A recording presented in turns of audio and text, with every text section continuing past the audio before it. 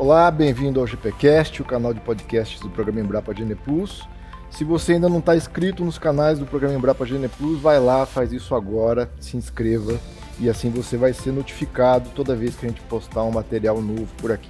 Hoje o assunto é relativamente novo na pecuária, é algo que o produtor tem ouvido falar aqui e ali, mas que muita gente não sabe direito do que se trata ainda.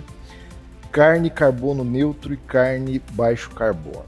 Bom, calma que para ajudar o GPcast traz hoje um pesquisador da Embrapa, até 2022 da Embrapa Gado de Corte, hoje lotado na Embrapa Pecuária Sudeste, em São Carlos, mas ele sabe muito desse assunto. Roberto Giolo de Almeida, um agrônomo formado lá em Taubaté, mestrado e doutorado em zootecnia pela Universidade Federal de Viçosa. Ele já foi professor, então, tendo sido professor, vai ajudar a explicar melhor essa história de uma forma que a gente entenda, que você que está aí nos ouvindo entenda, de uma forma que eu também entenda. Ô Giolo, seja muito bem-vindo ao GPcast e obrigado por aceitar o nosso convite. Oi, Mauri, eu que agradeço a oportunidade, contente de estar aqui com você, fazia um tempo que a gente não conversava junto, né, e estou aqui à disposição, então. Rapaz, você me desculpa porque eu citei aqui uma parte do seu currículo, da sua formação, mas eu acabei esquecendo de um detalhe muito importante, talvez o principal da sua trajetória, que você é atleta da Federação de Futebol de Mesa do Mato Grosso do Sul, o famoso futebol de botão. E não é só atleta, é um campeão reincidente. Como é que é isso, João? Então, nas horas vagas, né, Mauri, e eu sei que você anda de bicicleta também, isso, eu acho que é campeão também estadual, né, então a gente tem alguma coisa em comum aí. Eu vi a quantidade de título que você tem, eu não sei se eu chego lá um dia não, mas tô na luta. Mas falando do ponto que a gente realmente nos trouxe até aqui hoje. Você é um especialista em pastagem, você trabalhou muito na Embrapa com sistemas de integração lavoura-pecuária-floresta, desde o tempo que você entrou até hoje. Como é que você viu essas tecnologias se consolidarem no campo? Principalmente integração lavoura-pecuária, a gente sabe que integração lavoura-pecuária-floresta ou integração pecuária-floresta ainda está um degrau um pouco atrás, mas como é que você viu isso de quando você começou a trabalhar até hoje? Olha, Mauri, muito legal essa sua questão, essa sua colocação, porque assim, essa tecnologia, né, dos sistemas integrados ou integração, é algo que vem assim crescendo muito fortemente nos últimos tempos, né? E assim, a minha formação não tinha isso, né? Eu não tive disciplinas na minha época, ou mesmo na pós-graduação, né? Que eu terminei em 2000, 99, 2000, a gente não tinha isso, assim, como temos hoje, né? Então, assim, eu participei, assim, desde digamos aí, do começo, né? Eu lembro também, na época que eu era professor no Mato Grosso, 2002, mais ou menos, quando eu tive a primeira experiência digamos que formal, né, com esses Uhum. sistemas, né? A gente, lógico, que ouvia falar, mas eu nunca tinha trabalhado com isso. Então, eu comecei em 2002 na Universidade do Estado do Mato Grosso. Eu fiquei lá até 2007, como você comentou aí no meu currículo.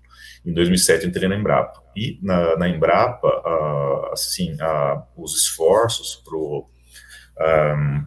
o desenvolvimento, para a divulgação dessa tecnologia é muito forte, né? Porque a gente tem que lembrar que o Plano ABC, que foi iniciado lá em 2010, ele teve como uma das principais tecnologias justamente os sistemas de integração, né? Uhum. Então a Embrapa, como o braço de pesquisa aí do governo brasileiro, ficou incumbida, não só a Embrapa, obviamente, né, mas a Embrapa, em função de toda essa estrutura, de ter várias unidades por todo o país, então ela contribuiu aí bastante para o desenvolvimento desses sistemas. Então, eu venho trabalhado com isso desde que entrei na Embrapa, né, desde 2007 para 2008, Então, a gente vem trabalhando com isso. Só fazendo uma parte. A gado de corte, a Embrapa de Campo Grande, sempre foi muito forte na parte de pastagem, desenvolvimento de braquiárias, principalmente. Você entrou em 2007. Quando você entrou, já tinha uma linha de pesquisa, já tinha gente trabalhando com sistemas de integração. Em que nível que isso estava? Sim, já tínhamos, sim. Como eu tinha falado, que eu participei a partir de 2002, né, minha experiência, mas a Embrapa, obviamente, já tinha trabalhos bem mais antigos. Na Guide Corte, em especial, nós temos um dos mais antigos da Embrapa, um dos experimentos de longa duração mais antigos, né, que é coordenado pelo colega Macedo, né, e que foi implantado na safra de 92, 93, né? Só que esse experimento iniciou com o sistema de integração lavoura-pecuária, como você bem comentou aí, que é o mais comum, né? Na verdade, assim, a minha experiência foi mais com integração lavoura-pecuária-floresta, que é justamente o modelo que ainda está, que a gente ainda tem mais perguntas, que a gente tem ainda mais desafios, né, a superar, né? Então, realmente, a gente tem muitos trabalhos com o sistema de integração agropecuária, e a Embrapa Guide Corte foi uma das primeiras dentro da Embrapa, né? Lembrando que a gente tem pelo menos umas 15 unidades que têm sistema de integração, né, por todo o país, por todos os biomas. Então, assim, é um trabalho, assim, integrado também, né, porque as várias unidades, vários pesquisadores, e juntamente com outras instituições de pesquisa e universidades também, né, em cada estado onde a Embrapa se posiciona, ela faz parceria com as universidades, com institutos de pesquisas, né, estaduais e privados, né, em prol aí do desenvolvimento desses sistemas que tem, como eu disse, tem crescido muito, né.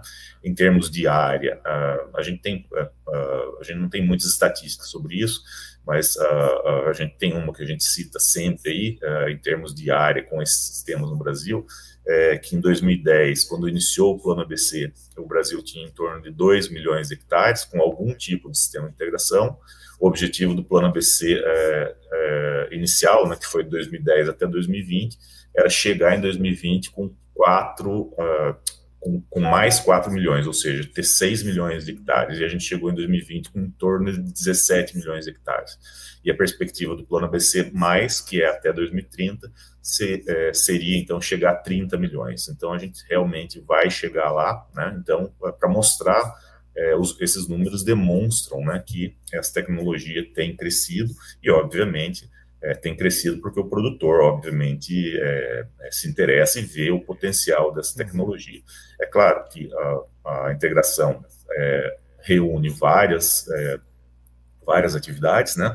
E o nosso propósito na Guide Corte e na Pecuária Sudeste é trabalhar mais fortemente, obviamente, com a pecuária de corte. Mas a gente tem aí a pecuária de leite, as próprias culturas, né, que são desenvolvidas nesses sistemas, como também a parte do componente florestal. Então, é algo assim, bastante diversificado, e esse é um outro ponto positivo, né, desses sistemas, a diversificação, que permite uma maior flexibilização financeira também, né, num contexto do agro, né, dentre outros benefícios ambientais também, dentre eles o que moveu, né, o desenvolvimento dos selos aí, ou das marcas carne carbono neutro e carne baixo carbono. Ainda sobre integração lavoura-pecuária e integração lavoura-pecuária-floresta. A integração lavoura-pecuária caiu nas graças do produtor, do agricultor, do pecuarista. É uma tecnologia hoje amplamente adotada, ainda tem muito a crescer, ainda tem muito a desenvolver, mas já é uma prática muito bem estabelecida, do ponto de vista de domínio da técnica, de pesquisa, enfim. Como é que você compara a integração com a floresta nesse sentido? Em que estágio ela está hoje em relação à integração lavoura-pecuária? Ok, buscando um pouco mais de dados, dos poucos dados que a gente tem sobre esses sistemas, né? Então, daqueles 17 milhões de hectares em 2020, cerca de 83%, mais ou menos, são de áreas com sistemas de integração lavoura-pecuária, né? E os demais com o restante, né, com os demais modelos, sendo que em torno de 15% aqueles sistemas que têm o componente florestal. E daí nisso pode ser tanto silvopastoril como agro-silvopastoril, né? Tá. Então, assim, pelos números, né, pelo quantitativo de área, né, então a gente percebe que, obviamente, há uma preferência, né, pelos sistemas de LP. E por um ponto bem simples, né, a Maurício já comentou aí que caiu nas graças do produtor, realmente caiu, mas no final das contas, esse sistema, apesar de ser um pouco mais complexo do que os sistemas tradicionais monoespecíficos, né, ele é muito mais simples, né, do que o outro que envolve o componente florestal, né? Então esse já é um grande motivo, né, para ele ser o mais fácil de ser feito, né? Então, assim, e outro ponto também importante também é que esses sistemas, a gente tem, então, a pecuária sendo feita na mesma área que a lavoura, mas não concomitantemente. Então, acaba uma, faz a outra, acaba uma, faz a outra. Esse contexto da tal da sinergia, né, que é um ponto forte da integração, então, uma atividade beneficia aquela que vem a seguir, né, mas, de qualquer forma, a integração lavoura-pecuária é um depois do outro, né, ou seja, não tem tanta diferença assim. É claro que na propriedade ela tem que se adaptar às duas atividades, mas as atividades em si são na mesma área, mas não são ao mesmo tempo. Agora, quando a gente coloca o componente florestal, que já é um pouquinho mais complexo, né, a gente já passa a ter um consórcio, né? Então a gente tem duas atividades ao mesmo tempo, que no caso é a pecuária e a floresta, né? A gente pode ter, normalmente, quando tem a ILPF, que são os três sistemas, normalmente o componente lavoura vem só na introdução do sistema, né? Até a árvore estar num ponto adequado para a entrada dos animais. A partir daí, normalmente, o sistema vira um silvopastoril, né? Ou seja, a lavoura só entra no comecinho. Então, veja, né? Esses sistemas são mais complexos, né? Pode ter de 2 a 3 atividades, né? E sendo que 2 delas vão ocorrer ao mesmo tempo, né? Então, aí é outra complexidade aí do sistema e que, obviamente, o produtor tem que estar mais capacitado, né? E aí envolve essa capacitação, né? Obviamente envolve a participação de técnicos, né? De profissionais, tanto de agrônomos, zootecnistas ou engenheiros florestais, para dar o suporte para o produtor, porque realmente esses sistemas necessitam de uma quantidade muito maior de informação para o seu desenvolvimento. Muito bem. Eu vou ler uma frase aqui e aí você me diz se isso é verdade ou não. A pecuária é considerada uma das fontes emissoras dos gases causadores do efeito estufa, especialmente por causa do gás metano gerado no processo de digestão dos ruminantes. Isso é verdade? É verdade. E por isso, né, que a atividade pecuária é das mais, digamos, combatidas, né, dentro do agro de uma forma geral, né, então é a pecuária que é a que sofre a maior pressão, digamos assim, né, principalmente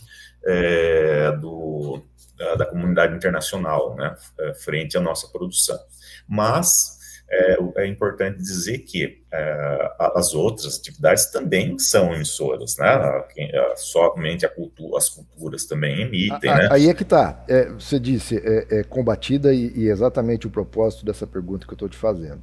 Mas é combatida justamente ou tem uma supervalorização desse fato que você acabou de dizer que é um fato da emissão dos gases de efeito estufa? Você acha que tem um uso distorcido disso para quem pretende demonizar a pecuária? Eu acho que, assim, em alguns fóruns, eu acho que sim. Mas também tem uma outra coisa, Mauri, que também pode ser agregada à pecuária, e daí faz esse peso ser maior. Tá? Então, assim, uma coisa são as emissões dos animais, de metano dos animais, né? Tudo bem, o metano é um gás que, sei lá, tem em torno de 20 a 25, ele é de 20 a 25 vezes mais potente, digamos assim, do que o CO2, né? Então, uma molécula de metano equivale a de 20 a 25 moléculas de CO2. Então, ele é mais forte, digamos assim, mais do ponto de vista de efeito estufa, né? Então, esse é um ponto. Né? Os ruminantes, todos vão emitir metano, um pouquinho mais, um pouquinho menos, mas vão emitir, porque né, é a natureza. Da natureza. Então, assim, isso é uma coisa, é um fato, né? Como foi a pergunta que você falou. E a gente tem estratégias para minimizar isso, né? Ou seja, quanto melhor a qualidade da alimentação dos animais ruminantes, menos eles emitem metano. Tá? Então, vamos para o mais simples. Uma pastagem bem manejada, que tem um valor nutritivo melhor, o animal vai emitir menos metano.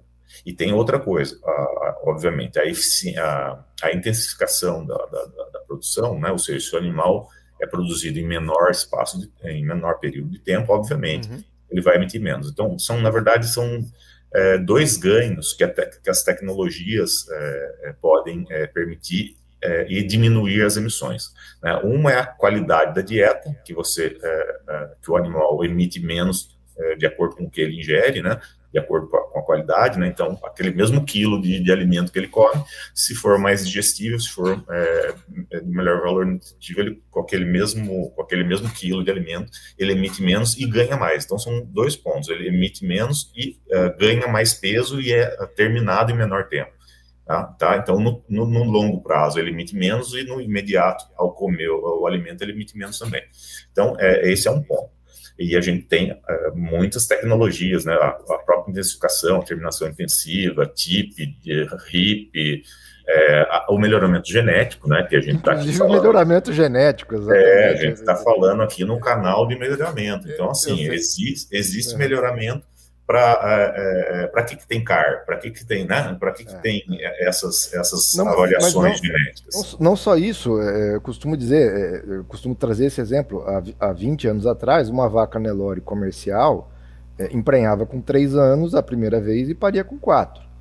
Hoje, uma vaca comercial emprenha aos 2 anos e pare aos 3. Exatamente. Então, assim, reduziu 1 ano. Aumentou muito a eficiência desse animal. Então é 1 ano a menos. Exatamente. No pasto, sem produzir nada e emitindo metano. Então, assim, exatamente. Fora o tempo de terminação, então tudo isso. Então, também tem que ser incluído nessa pauta. Exatamente. Aí. Então, assim, é um pool de tecnologias, né, incluindo o melhoramento animal, tem o próprio melhoramento vegetal, de você ter uma braquiária ou um pânico que se dá melhor em tal ambiente, e ele vai ser usado e vai ser potencializado ali. Então, assim, tem uma série de tecnologias do próprio sistema de produção, da integração, que é mais eficiente em relação ao tradicional, né, ao extensivo, vamos dizer assim. Então, vejam, são várias tecnologias. Então, assim, a gente tem maneiras, né, de produzir de forma mais eficiente, mais lucrativa e com menor impacto ambiental do ponto de vista de gás de efeito estufa. Isso daí é ponto pacífico. Nesse contexto, eu acho que algumas críticas são super valorizadas. Agora, vamos no outro ponto que eu queria chegar, que é o ponto onde determinado fórum, ele não é tão pesado assim. Quando a gente inclui a parte da degradação das pastagens. Então, uma emissão é do metano, que a gente já comentou. A outra é do gás carbônico, que é um outro gás, né? No caso, do efeito estufa. E essas emissões de gás carbônico são basicamente voltadas ao uso da terra. Então, se a pastagem é mal manejada, né, então a emissão de gás de efeito estufa, no caso CO2, da pastagem. Então, veja, além do metano que está sendo emitido pelos animais, se o pasto é mal manejado, vai ter mais CO2 sendo emitido pelo pasto. Então, digamos que são 2 emissões. Não que não exista emissão do pasto, mas ela, em pasto bem manejado, ela é muito pequena, tá? Agora, mal manejado e com pastagem degradada, aí o buraco é mais embaixo. Então, assim, quando se associa um sistema, digamos aí, extensivão, né, que o produtor não dá muita bola para o negócio de tecnologia, não faz quase nada, né, ou não faz nada, né? E a pastagem ainda é degradada, nesse caso, daí faz sentido essa crítica pesada que muitas vezes a gente está no ambiente da tecnologia e fala, não, pô, os caras estão forçando, não. Mas nesse caso, sim, bem importante essa crítica no sentido de que a pecuária, no geral, tem que se atentar para isso. E tem um outro porém, né? A gente está falando de áreas consolidadas, onde a pastagem é mal manejada, está emitindo metano, ou seja, está emitindo gás carbônico. Então, assim, não é algo, é algo que a gente não deve fazer. Agora, tem mais o fato, né, do desmatamento para incluir a pecuária.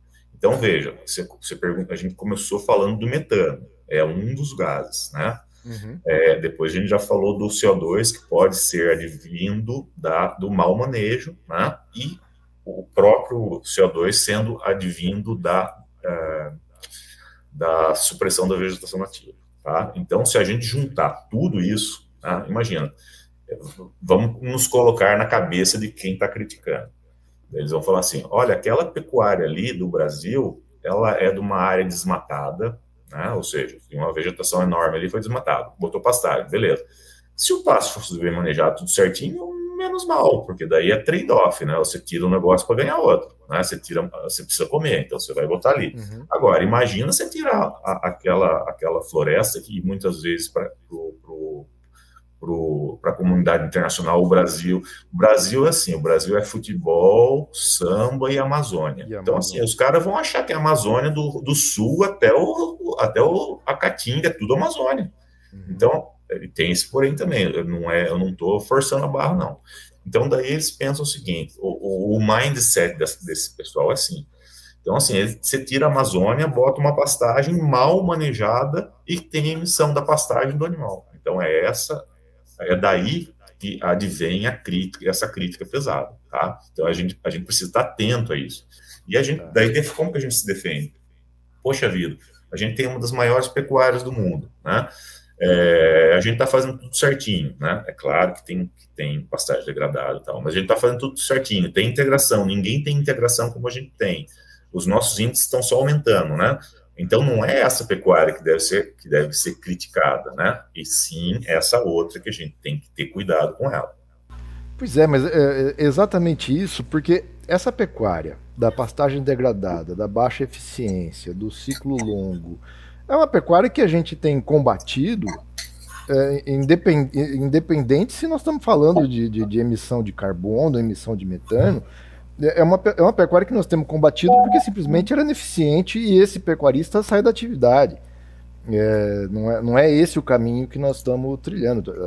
Os sistemas de integração, o melhoramento genético vieram para melhorar a eficiência da produção pecuária e para fazer o criador ganhar mais. Agora, junto com isso, pelo que você está dizendo, vem também o equilíbrio das emissões de carbono e de metano, né? Isso. E daí tem um outro ponto também que muitas vezes não é comentado, né? Que a gente tem na pecuária uma possibilidade, agora tirando as emissões, né? Tanto da pastagem degradada como do desmatamento e como do metano entérico dos fulminantes, né? Tirando isso, a gente tem uma oportunidade no agro, em especial na pecuária, que é a outra face, né? Então a gente tem a face das emissões, que todas as áreas da economia têm emissão, né? Todas elas têm. O agro, de uma maneira geral, é o único que tem remoções, né? Então, o que é remoção? É o carbono que fica retido no sistema. O que é isso? É carbono no solo, né? Então, o agro tem esse ponto, esse contraponto às emissões, que são as remoções, né? Então, muitas vezes, quando a gente faz o balanço, então, essas remoções, elas diminuem, elas abatem as emissões, né? E no caso da pecuária, a pecuária tem um potencial muito maior do que a agricultura em remover carbono. Né? A pastagem, o capim, né, tem um potencial incrível de colocar carbono no solo. Há muito mais do que qualquer, até cana. Se for falar assim, não, mas cana tem pastagem melhor do que cana. Então, assim, a pastagem bem manejada, além dela ser mais produtiva e causar menor impacto ambiental, ela também retém mais carbono. E em alguns sistemas, quando a gente faz o balanço de remoção e emissão, essas remoções podem até superar as emissões, e daí é o caso, né, do carne carbono neutro. Né? É um exemplo disso. Tá? Então, assim, volto a repetir, a pecuária tem uma oportunidade bem manejada, ela tem uma oportunidade enorme de superar essas críticas, né, e mostrar um lado ainda melhor do agro. Então, falando conceitualmente, a carne carbono neutro é o sistema de produção de carne onde as emissões são neutralizadas, onde a emissão de carbono, seja pela pastagem ou seja pelo metano da fermentação dos ruminantes, ele é neutralizado pelo que você chamou de absorção, como é que é o termo? Remoção. Remoção de carbono pela pastagem do ar, a remoção do carbono do ar pela pastagem e fixação desse carbono no solo. Então, esse é o conceito de carne carbono neutro. Só que assim, esse é o conceito, só que não esse carbono no solo, na maior parte das vezes, ele não é suficiente para uma pecuária bastante produtiva, com alta produtividade, né? Sei lá, vamos colocar em números aqui, sei lá, um pecuário aí que a gente tenha 4 A por hectare, 4 unidades animal por hectare, que é uma carga assim bem alta, né? Nesse nível de produção, né, de produtividade, o solo não é capaz de reter a quantidade necessária de carbono para neutralizar, né? Então, o que acontece? O conceito do carne carbono neutro é como você falou, no balanço final, as emissões são compensadas pelas remoções. Só que, para isso, para a gente realmente ter essa efetividade, a gente tem que entrar com um componente diferenciado, que é o componente florestal, né? Então, a carne carbono neutro, na verdade, ela está associada ao componente florestal, porque daí sim, daí você vai ter uma pastagem com árvores no meio, você vai ter um silvopastoril, né? Aí sim, você tem o potencial de carbono fixado nas árvores é muito maior do que o que o solo é capaz de fixar com um manejo adequado. Então, nesse balanço, né, a gente consegue ter essa neutralização. E daí que surgiu a ideia do carne carbono neutro, envolvendo o quê? Um sistema de integração, aquele que tem o componente florestal, né? Então, assim, já adiantando um pouco aqui, eu sei que você vai perguntar mais também sobre carne baixo carbono, daí eu falo assim, por que vocês fizeram primeiro carne carbono neutro e por que tem os dois, né, no caso?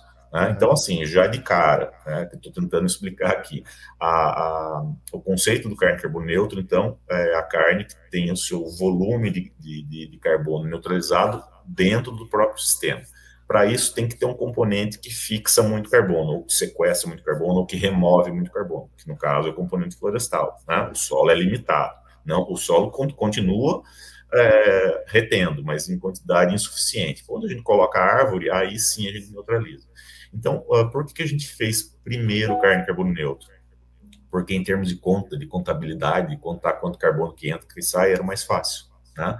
O carne baixo carbono necessita que o conceito de sistemas que não têm o componente florestal, a gente já tem uma limitação bastante grande de ter essa neutralização, tá?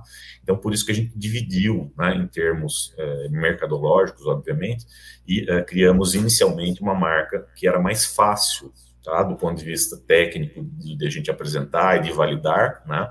E depois, né, a gente veio com a outra marca, que é a carne baixo carbono. Então, a diferença delas é que a gente neutraliza em função de um componente que retém muito carbono, que é a árvore, que é o CCN, o carne carbono neutro, com base em sistemas silvopastoris ou agro-silvopastoris, e o carne baixo carbono é aquele que não tem o componente florestal. Então, pode ser a pastagem bem manejada, como pode ser um sistema de integração lavoura-pecuária também, tá?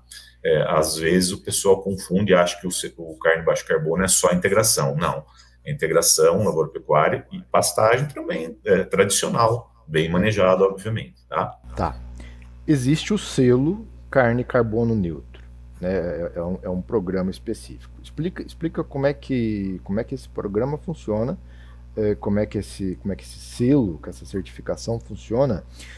E a carne baixo carbono tá dentro dele, a carne baixo carbono, como é que tá isso? Ok. Bem, então são duas marcas, né, individuais, né, são marcas diferentes. Então, assim, a primeira, a carne carbono neutro, então, inicialmente ela é uma marca registrada, né, então tem a marca, tem o desenhinho lá, né, daí se aqueles que estão nos ouvindo, que estão nos vendo, que quiser saber o que é só colocar na internet lá, carne carbono neutro, você vai achar o logo dela, né? Então, aquela marca é uma marca registrada da Embrapa, né? Só que associada a essa marca, a gente tem, então, um protocolo de produção. E no protocolo vão constar lá, ou constam, né, no protocolo, todas as normativas de como fazer ou de como manejar aquele sistema de forma adequada para a gente conseguir ter essa neutralização. Então, o protocolo tem uma série de requisitos de boas práticas agropecuárias, né? A parte do manejo das árvores também, né? Como que faz a conta, né? Então, esse protocolo tem tudo isso, né? E, obviamente, tem uma planilha de cálculos para dizer que a quantidade de carbono está sendo retida, né, no sistema, está superando, está neutralizando as emissões, tá? Então, a marca está associada ao protocolo de produção. Então, o que a gente pensou lá em 2015, quando a gente lançou as diretrizes, né, da carne carbono neutro, a gente tem também um boletim com essas diretrizes, também quem quiser acessar, o acesso é gratuito, vocês vão achar no site da Embrapa o boletim da carne carbono neutro. Então, a ideia foi, a gente tem então um protocolo temos a marca com o protocolo de produção, ok. A Embrapa não tem condição de fazer certificação, né? Nem é o papel da Embrapa. O papel da Embrapa foi justamente desenvolver o protocolo. Então, qual foi a estratégia que o modelo de negócios, na verdade, esse é o termo certo, técnico, qual foi o modelo de negócio pensado naquela época? Bem, a gente tem um protocolo como que a gente vai fazer com que o produtor use, né? E qual seria a forma de a gente atestar que o produtor está usando, né? Então, uma das formas foi essa de certificação do uso do protocolo. Então, a gente tem o protocolo e temos um programa, né, um programa de certificação que envolve certificadoras, que são entidades, obviamente, aptas para fazer isso, né? Não é a Embrapa que vai lá olhar, ver se o produtor está fazendo. Ela tem o protocolo está lá, a certificadora tem acesso ao protocolo e vai nas propriedades para ver, né, se realmente aquele protocolo está sendo usado para que aquela carne, então, receba o selo, né, que é o desenhinho lá na gôndola, lá com a marca carne carbono neutro. Então, esse foi o modelo de negócio desenvolvido. Só que a gente tem a certificação, beleza, como é que vai vender isso? Né? E daí entra a terceira parte, né, da proposta do programa, que é justamente o frigorífico que vai fazer todo essa parte né, da recepção dos animais, abate e transformação em carne e venda desse produto, que é um produto diferenciado da carne normal, porque justamente ela tem o selo de certificação. E esse frigorífico, então, a parceria com a Embrapa foi em 2018, foi com a Marfrig, tá?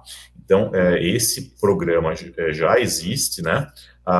O programa ele está alojado na plataforma da CNA, a plataforma chama AgriTrace Animal. Então, se o produtor que estiver aí vendo a nossa conversa, é só entrar na plataforma do CNA, clicar lá o link para o programa CCN está lá.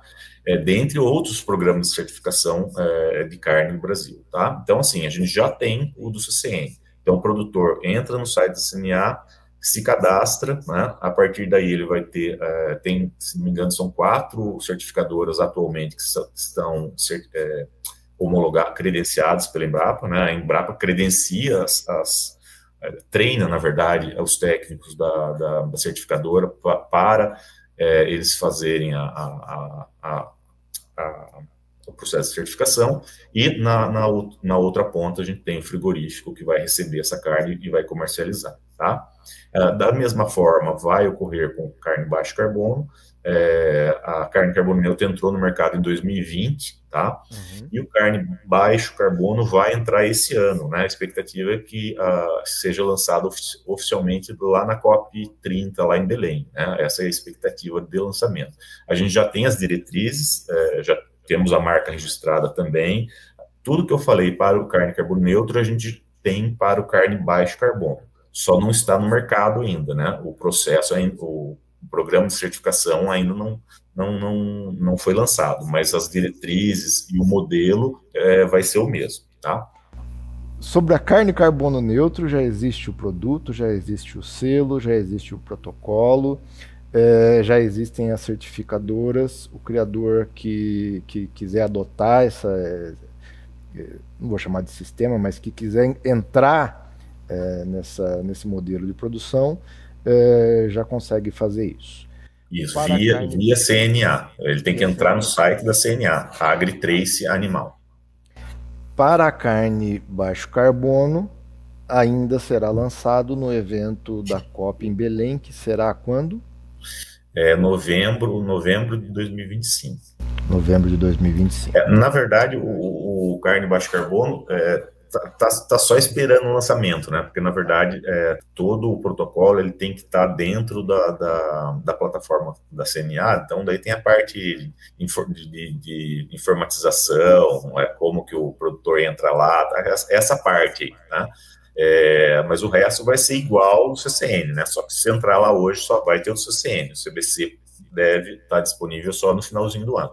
E a carne baixo carbono, que tem um potencial de adoção infinitamente maior do que o protocolo carne carbono neutro, porque vai estar acessível a um número muito maior de criadores. Exatamente. Essa é a expectativa, Jô? Assim, exatamente, é a expectativa. E assim, eu adiantei a conversa, eu falei, por que a gente fez o CCN primeiro, né? Porque foi o mais fácil, tecnicamente era mais fácil.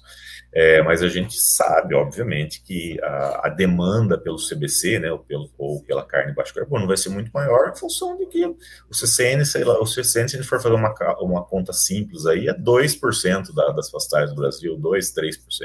O CBC, teoricamente, é o resto, né? Então, assim, uma demanda realmente muito maior, né, para esse tipo de certificação.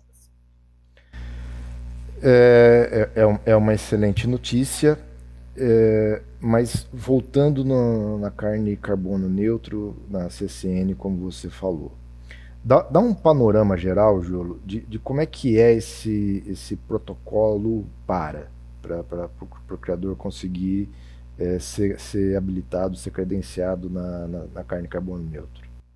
Ok. Bem, em termos, o ponto principal, né, para o produtor entrar no processo, ele tem que ter o sistema silvopastoril ou agro-silvopastoril, como queira, como for possível para ele, obviamente, tá?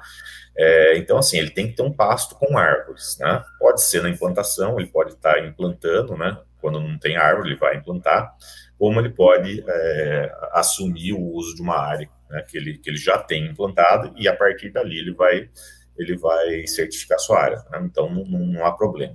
Então esse é o ponto principal. Reserva legal não conta. Tá, não. Isso daí, no caso, boa observação. No caso, essas árvores que a gente está falando, são as árvores em um sistema de integração, ou seja, as árvores têm que estar no pasto, tá? E não vale, né, digamos assim, aquelas árvores da propriedade, né, reserva legal, tal. Isso não vale para esse contexto. Ô, Giolo, mas se a gente fosse pensar, essa área da reserva legal, ela está incluída na área total da fazenda, então, ou seja, ela ela está junto do sistema de produção. Você acha que tinha que contar? Eu acho que tinha que contar, mas tudo bem. Então, o que eu acho não importa. Eu quero ouvir o que você pensa sobre isso. Não, então, mas olha só, Mauri, esses seus questionamentos, isso daí a gente passou por ele lá em, deixa eu ver, acho que foi em 2014, 2013, sei lá, por aí, quando a gente estava no desenvolvimento do protocolo.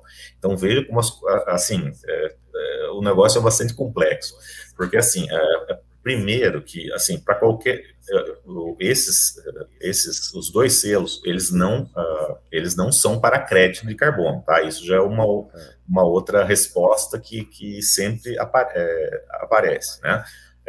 A pergunta de se vale para crédito ou não. Não vale. Ele vale, no caso, para fins de descarbonização, né? E daí agregar valor à carne, seja qualquer um dos selos. Mas daí, vejam, para o quesito de crédito de carbono, primeiro, que o que tem na reserva legal não conta, isso já de cara, tá? Então, primeiro que já não contaria. Agora, o excedente de reserva legal, daí sim, tá? Só que isso, naquela época lá, 2012, ainda não era algo assim consolidado, sabe? Então, qual foi a nossa estratégia naquela época? Porque, assim, o selo CCN foi o primeiro, não existia essa ideia antes, né? É claro que existia sistema de integração e tal, mas esse conceito da carne de carbono não existia, foi o primeiro no mundo. Então, a ideia foi se trabalhar com algo concreto que a gente tinha, que a gente podia atuar, que era o sistema de produção, e a gente queria valorizar o sistema de LPF. Porque a gente estava dentro do plano ABC, o plano ABC tem linha de crédito para o sistema de LPF, né? A ideia original dos selos era, o produtor capta dinheiro para a implantação e vai vender a carne mais cara lá. Era fechar o pacote, tá? Essa foi a ideia original, quando a gente estava pensando nisso. Então, a forma que a gente tinha mais prática, né?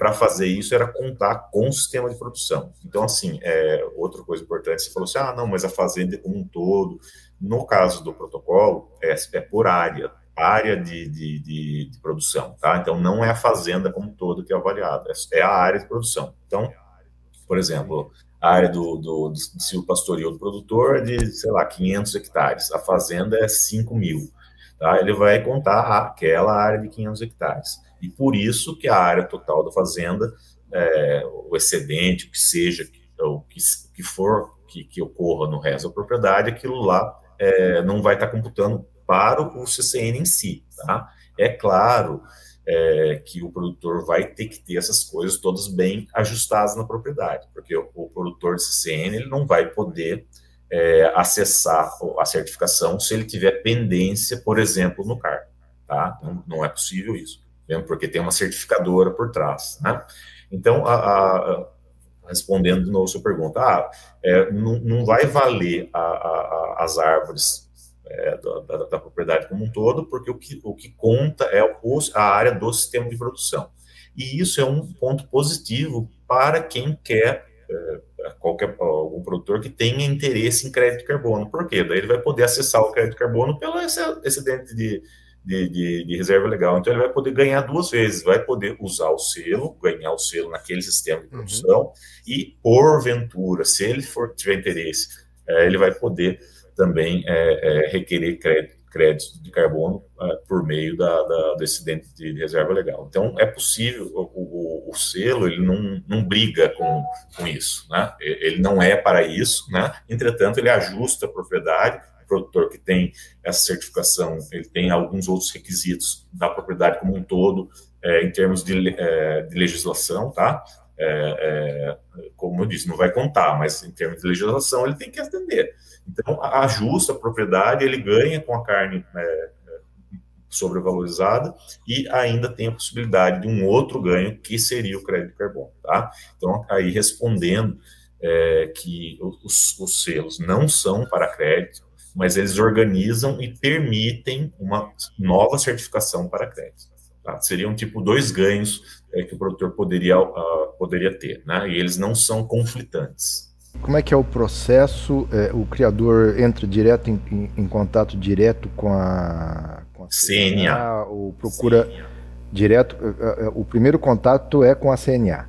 Isso, daí ele vai se cadastrar lá, né, no site, né, no Agri3 Animal, daí dentro lá do site ele vai ter a opção, se não me engano, são 4 certificadoras que estão credenciadas, aí ele vai escolher, assim, daí eu não sei, eu nunca entrei lá para ver isso, mas ele vai ter as opções das 4 e vai ver qual que é o melhor para ele, né, obviamente, de repente a certificadora tem algumas que são regionais, né, de repente não tem na região dele, e também o local onde vai ser abatido os animais. Então, essa conversa aí o produtor tem dentro do site da CNA, que é a gestora do programa. Muito bem, ele vai seguir todas as diretrizes do protocolo, vai estar certificado pela certificadora e vai vender a carne dele para o Marfrig. Só o Marfrig. O Marfrig tem exclusividade do CCN, se não me engano, tá? Agora aqui me fugiu a data exata aqui, mas se não me engano é até 2028, né? O CCN. Então, até lá tem a exclusividade, obviamente, em função, né, da parceria se não fosse o aporte financeiro da Marfrig, obviamente, a gente talvez não tivesse esse programa adiantado como está agora, né? Claro. E você sabe dizer o nível de bonificação que o criador tem? Então, quando lançou, lá em 2020, era em torno de 8%, né? E isso em 2020. Agora, eu não sei dizer quanto que está. 8% a mais na arroba. O procedimento também deve ser via CNA? Sim, da mesma forma. Mesmo processo, os agentes envolvidos são os mesmos? São, inclusive as certificadoras são as mesmas. A gente fez o treinamento das certificadoras em 2022. A gente até está para fazer, o curso de certificadoras. Normalmente ele é feito a cada 2 anos. A gente deve fazer agora esse ano se tiver, obviamente, novas certificadoras, elas podem fazer. E são as mesmas, porque a gente faz a atualização dos 2 protocolos no mesmo evento, né? Então, são as mesmas certificadoras que estarão disponíveis para os carne de baixo carbono no final do ano. Aí, se forem só 4, não vai dar conta, Júlio. Então, é que a demanda pelo CCN é pequena. Provavelmente, quando a gente abrir o desse ano, vai ter mais. Qual que é o perfil de produtor que você entende que vai se encaixar na carne baixo carbono? É assim, Mauri, o produtor que se interessa por certificação, né, lembrando que é um processo de certificação, ou seja, tem toda essa interação com as certificadoras, né, e também com o frigorífico, obviamente, mas isso seria uma coisa mais comum para o produtor. Mas um ponto interessante aqui também, aproveitando a sua pergunta, essa plataforma da CNA, se não me engano, agora são 22 protocolos, e são todos os protocolos de rastreabilidade animal. Então, lá tem os protocolos de raça, né? Então, a gente está falando aqui com vocês, que são da parte de melhoramento, que estão envolvidos com as raças, né? Então, tem o protocolo do Nelore, do Angus, do Wagyu. Todos esses protocolos estão nessa mesma plataforma onde está o CCN, né, e que vai estar o CBC. Então, vejam, esses produtores que têm essas certificações por raça, né, então, assim, certamente, esses que já têm uma certificação, na mesma plataforma, é lógico que vão ser coisas distintas, né, mas está na mesma plataforma. O que eu quero dizer é que qual o perfil do produtor para acessar esse selo? É aquele que pensa, que está antenado no mercado, que quer um diferencial para o seu produto, né? E que, assim, sabe que vai, né, assim, cá entre nós, ele vai ter um gasto para aquilo, né? É lógico que ele vai reverter isso no futuro. Dá trabalho, mas, assim, e despesa. Exatamente, vai ter... os protocolos não são, assim, tecnicamente, eles não são...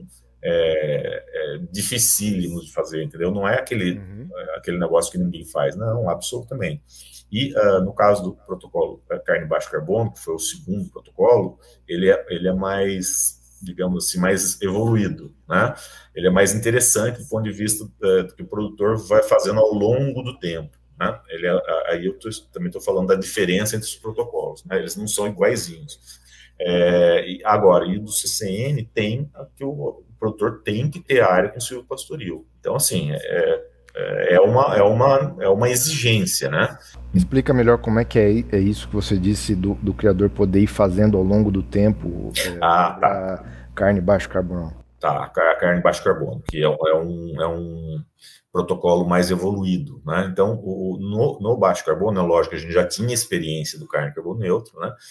Mas a gente melhorou e muito, né? Em termos da proposta para o produtor, como o produtor iria se ajustando ao protocolo, né? Então, o que a gente bolou, né? Nesse desenvolvimento? A gente elencou uma série de requisitos ou de normas para serem realizadas na fazenda. Essas normas, obviamente, dizem respeito ao manejo adequado e às boas práticas que vão levar ao acúmulo do carbono no solo, a maior eficiência de produção, né, e que vai reverter na carne baixo carbono, tá? Bem, então, o que a gente elaborou? Então, a gente, na verdade, o protocolo carne baixo carbono tem 67 requisitos, tá? 67 itens lá que o produtor vai ter que fazer. Só que, o que a gente pensou? A gente ponderou naqueles mais prementes, ou naqueles básicos que o produtor tem que fazer. E aqueles que já eram mais elaborados, né, e que com o passar do tempo o produtor também vai tendo mais habilidade e vai podendo implementar na sua propriedade. Então a gente fez dessa forma o protocolo carne baixo carbono. Então a gente tem 20 requisitos mínimos para o produtor entrar no baixo carbono, ele tem que ter aqueles 20. E esses 20 a gente já lançou um guia prático para o produtor. Se o produtor tiver interesse, é só entrar na página do Amigos da Terra, né, e colocar lá guia carne baixo carbono. Vai ter um guia prático para o produtor. Então, lá tem os 20 requisitos mínimos que o produtor tem que ter, tá? E de 20, são 67 o total, né? Menos 20, então esse restante o produtor vai ter que... a gente tem um plano, no protocolo, tem um plano de realização. A cada 2 anos, ele tem que ir aumentando 2 ou 3 práticas, aí agora eu não me lembro exatamente. Então, ao longo do tempo, ele vai colocando outras práticas, vai melhorando o seu sistema, tá? Esse é o CBC. O CCN não, o CCN é fixo, né? Então, tem uma série que seriam as mínimas lá, né? De requisitos, né? E ele tem que ter aquilo lá e tem que ter a árvore no sistema, tá? Então, são protocolos diferentes e que a tendência é que esses protocolos sejam alinhados, né, do ponto de vista das normas. Mas isso a gente só pode fazer depois de um certo tempo, né, que a gente já tem o protocolo antigo já usado e a gente pode substituí-lo ou possa agregar a ele essas modificações. E a gente deve fazer isso agora em 2025. Então, em 2025 a gente vai ter isso que eu falei do protocolo CBC, no protocolo CCN, que por enquanto são diferentes, tá? Eu não sei se isso já está estabelecido, mas supondo que na carne baixo carbono o criador precisa atender lá 20 critérios mínimos para entrar no programa. Com esses 20 critérios, ele já consegue ter alguma bonificação? Ou como é que funciona isso? Sim, com os 20, tendo esses 20, ele já entra ganhando a bonificação. Tá? E daí, a cada 2 anos, o processo de certificação é anual, né? Ou seja, todo ano vai um técnico da certificadora lá, mas o certificado é dado a cada 2 anos, né? Na verdade, o técnico vai lá anualmente para ver se está ocorrendo tudo certo, mas a certificação é a cada 2 anos. Na verdade, tem no protocolo quais as práticas que ele tem que implementar, né? Isso aí tem tudo descrito no protocolo. E daí, a partir do 3º para o 4º ano, ele implementa, sei lá, mais 2 práticas. E o pessoal da certificação, obviamente, vai monitorar isso, né? novo requisito implementado, tá, ele tem que continuar, ele continua mantendo aquilo lá, obviamente, é como um modus operandi, ele já assimilou aquilo lá, né? Então ele vai crescendo do ponto de vista de melhores práticas. E assim, pode ter produtor que de repente, produtores top, né, vamos falar assim, aqueles produtores que já têm outras certificações, e esse é o perfil de quem vai utilizar, né, são esses produtores, aqueles que já têm, e quem tem uma certificação normalmente tem mais, né, esses daí provavelmente já tenham, sei lá, 40 critérios já atendidos, né, logo de cara, né, então assim, 20 são aqueles mínimos, né, que o produtor pode entrar no processo, e já ganhando, obviamente, tá? Então ele não vai precisar esperar, né? É claro que a carne que vai entrar naquele período vai ser, o animal é abatido, sei lá, com o máximo permitido pelos protocolos é 30 meses. Então se ele entrar hoje, né, os animais dele daqui a 30 meses, né, que é o máximo, pode ser 24, 26, sei lá, 18, vai vender já com a carne bonificada. Você falou do site Amigos da Terra. É isso? Isso, lá tem o guia. .br, tem o guia para a produção da carne baixo carbono. Baixo carbono, O que é o Amigos da Terra? A Amigos da Terra é uma ONG que trabalha com essa parte de produção sustentável, não só da pecuária, né? E ela, o bioma mais forte, né, para essa ONG é o bioma amazônico, né? Então, assim, é uma ONG bastante ligada nessa parte de sustentabilidade, né? Tanto é que ela, né, nos procurou para, tendo conhecimento, né, do protocolo, teve interesse em parceria com a gente para divulgar isso, né? Então, esse guia, no caso, que foi desenvolvido pelo Amigos da Terra, juntamente conosco, o guia que tem os 20 requisitos mínimos, tá? Não tem todos, tem só os 20 mínimos. Então, o produtor que quiser entrar tem que ler aquilo lá e destrinchar aquilo ali, né? Para antecipar o processo. Exatamente. Para ele não precisar esperar até o fim do ano. Exatamente. Até quando, de fato, o carne baixo carbono for lançado, ele pode ir lá e já começar a se programar. Exatamente. E depois isso vai estar na CNA oficialmente com as 67 diretrizes para o sistema completo. Exatamente. Isso aí. Uma pergunta que vai dar sequência a uma outra, depender da sua resposta. Nós falamos de carne carbono neutro, carne baixo carbono, e você mencionou em algum momento aí das suas respostas a questão do crédito de carbono. Isso é uma realidade hoje na pecuária? Isso está viável hoje dentro da pecuária brasileira? Em que nível que nós estamos nisso?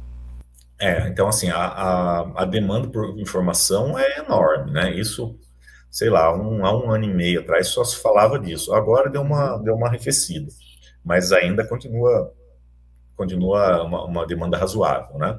Por informações, e principalmente pecuarista. Por quê? Porque o motivo eu já falei para vocês anteriormente, que a pecuária é o que tem maior potencial de sequestro de carbono, né? Mais do que outras atividades do agro, né? Então, por isso, o interesse dos pecuaristas, né? Mas, assim, não é tão fácil, né, de fazer em função dos custos, né? Então, isso há esse ano e meio atrás, aí, quando estava na crista da onda essa demanda por essas informações, a gente teve um levantamento feito pelos colegas da Gado de Corte, do Sicarne, Malafaia, o Sérgio Raposo, eles fizeram um levantamento sobre isso, né? Daí tem esse boletim do Sicarne, está disponível, né, no site lá do Sicarne, da Embrapa Gado de Corte.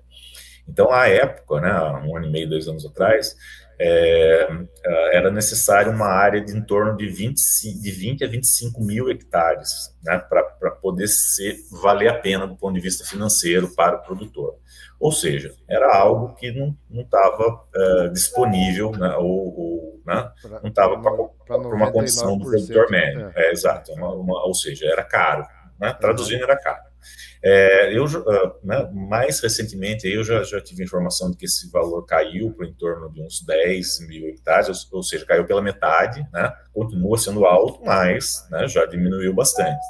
E uma outra informação é que a gente já tem aqui, se não me engano, 2 empresas já trabalhando com essa parte de crédito de carbono exclusivamente para pecuária. A gente tem também um protocolo com um sistema pastoril sendo validado aí pela Verra, né, que é a empresa que faz essa transação de créditos. É uma das, né, a principal no mundo, né? Então, assim, o negócio está caminhando, né? Os preços estão caindo, né? Para ficar está ficando mais atrativo, né, para o produtor, tá? Mas por enquanto não é algo tão trivial assim. Quem quiser saber mais sobre integração lavoura-pecuária, sistema silvopastoril, sobre o seu trabalho, tirar dúvidas sobre o protocolo carne carbono neutro, carne baixo carbono, como é que faz, onde é que te encontra, passa o contato para o pessoal. Ok, então assim, se vocês forem na internet, é só colocar meu nome lá, meu nome completo, ou só Roberto Giolo, né, que é o que o pessoal conhece mais, vocês vão achar bastante coisa. A Embrapa, né, tem a página dos pesquisadores, né, daí tem toda as publicações, os trabalhos que eu participo. Agora, quem quiser, né, conversar um pouco mais, saber mais informações, mais detalhes, né, então vou deixar o meu e-mail, né, que é roberto.giolo@embrapa.br, tá? Então, fico à disposição, né, algum detalhe, né, alguma coisa a mais aí, pode mandar e-mail para mim que eu fico à disposição. Giolo, foi um prazer enorme ver você mais uma vez, conversar com você. Você é um dos pesquisadores da Embrapa que de fato, fazem a marca Embrapa, o nome Embrapa, ser reconhecido como era no país. Parabéns pelo seu trabalho e muito obrigado. Beleza, Maurício, eu que agradeço a oportunidade, né, de estar falando aqui com vocês, e fico à disposição aí no e-mail, né. Obrigado, Giolo, obrigado a você que nos acompanhou até aqui. Siga o programa Embrapa Gene Plus nas redes sociais, Spotify, YouTube, Instagram e Facebook. Um forte abraço a todos, fiquem com Deus e até a próxima.